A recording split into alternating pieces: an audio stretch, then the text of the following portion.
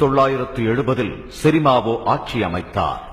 இந்த தேர்தலில் பிரிவினைவாதத்தை முன்வைத்த தமிழ் கட்சிகள் மக்களிடம் எடுபடாமல் தோற்றுப் போயின. 1970 முதல் 77 வரை தமிழர்கள் கலவரங்களுக்கும் அடக்குமுறைகளுக்கும் ஆளான காலமாகும். சிரிமாவோ தமிழ் புத்தக வெளியீட்டிற்கும் பத்திரிகை சுதந்திரத்திற்கும் தடை விதித்ததோடு தமிழ்நாட்டிலிருந்து வரும் திரைப்படங்கள், பத்திரிகைகள், புத்தகங்களுக்கும் தடை விதித்து தாய் தமிழகத்துடனான கலாச்சார இணைப்பை துண்டித்தார். கல்வி தரப்படுத்துதல் என்ற பெயரில் பல்கலைக்கழக சட்டத்தின் மூலம் தமிழ் மாணவர்கள் பல்கலைக்கழகங்களுக்குள் நுழைவதன் எண்ணிக்கையை குறைத்தார். ஒரே நுழைவுத் தேர்வு, ஆனால் தமிழ் மாணவர்கள் 30% அதிக மதிப்பெண் பெற வேண்டும்.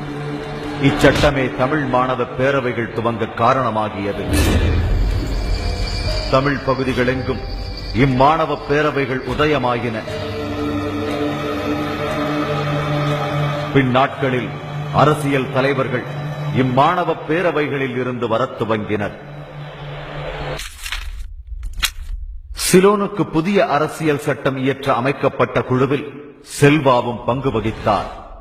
அரசியல் சட்டம் சிங்களவர்களுக்கு சாதகமாக உருவாக்கப்படுவதை உணர்ந்த செல்வா அதனை கண்டித்து அக்குழுவிலிருந்து ராஜினாமா செய்தார். மே 14, 1972 முக்கிய தமிழ் அரசியல் கட்சிகள் ஒருங்கிணைந்து தமிழர் கூட்டணியை அமைத்து இலங்கை அரசியல் அமைப்பிற்குள் சுய ஆட்சி கொண்ட தமிழ் மாநிலம் என்ற கோரிக்கையை வைத்தனர். மே 22 சிரிமாவோ புதிய அரசியல் சட்டத்தை அமல்படுத்தினார்.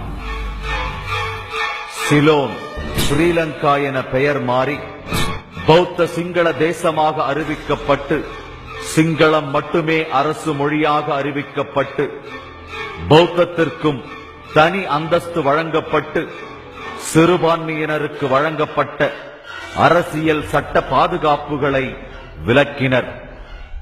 இதனை எதிர்த்த செல்வா தான் உறுப்பினர் பதவியை ராஜினாமா செய்து மறு தேர்தலில் நிற்கப் போவதாகவும் சுய ஆட்சி கொண்ட தமிழ் மாநிலம் வேண்டும் என்ற கோரிக்கையை தமிழ் மக்கள் முன் வைக்கப் போவதாகவும், மக்கள் அவரை வெற்றி பெறச் செய்தார் சுயாட்சிதான் மக்களின் கோரிக்கை எனக் கொண்டு புதிய அரசியல் சட்டத்தில் மாற்றங்கள் கொண்டு வர வேண்டும் என்றார்.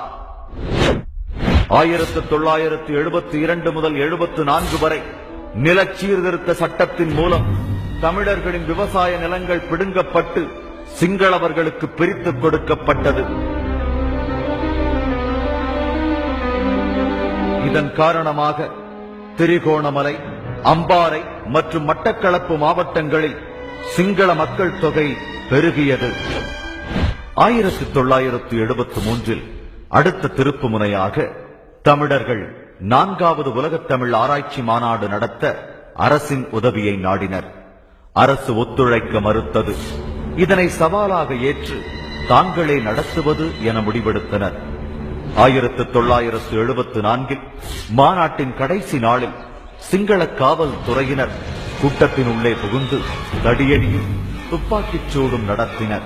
கலவர நெரிசலில் 9 பேர் மின்சாரம் தாக்கி இறக்க 100க்கும் மேற்பட்டவர்கள் காயமுற்றனர். தமிழர் தம் மாண்புக்கும் தாய்மொழி தமிழுக்கும் நிகழ்ந்த அவமானமாக இதனை கருதினர். தமிழர் கூட்டணி அரசின் அடக்குமுறைகளுக்கும் விரைவான தீர்வுகளை எதிர்பார்க்கும் சினம் கொண்ட தமிழ் இளைஞர்களுக்கும் நடுவில் தவித்தது. சிவகுமாரனும் அவர் சகாக்களும் மாநாட்டு கலவரத்திற்கு காரணமான காவல்துறை அதிகாரி சந்திரசேகராவையும் யாழ்ப்பாண மேயர் துரையப்பாவையும் கொலை செய்ய திட்டமிட்டனர். 2 கொலை முயற்சிகளில் சந்திரசேகரா தப்பிவிட்டார். போலீசார் துரத்தி வர அறுவடை செய்த கரும்பு தோட்டத்தினூடே ஓடிய சிவகுமாரனை போலீசார் பிடிக்க சயனைடு உட்கொண்டான். தமிழ் தேசத்திற்காக செய் அல்லது செத்துமடி என்ற கோட்பாட்டுக்கு முதலில் வித்திட்டான். யாழ்ப்பாண மேயரை கொல்ல பல தமிழ் இளைஞர்கள் முயற்சிக்கையில் ஒரு தமிழ் இளைஞன் அவரை சுட்டு வீழ்த்தினான். அன்று குறிதவராத அந்த இளைஞனே பின்னாளில் LTTயின் தலைவனாக வளர்ந்த வேலுப்பிள்ளை பிரபாகரன்.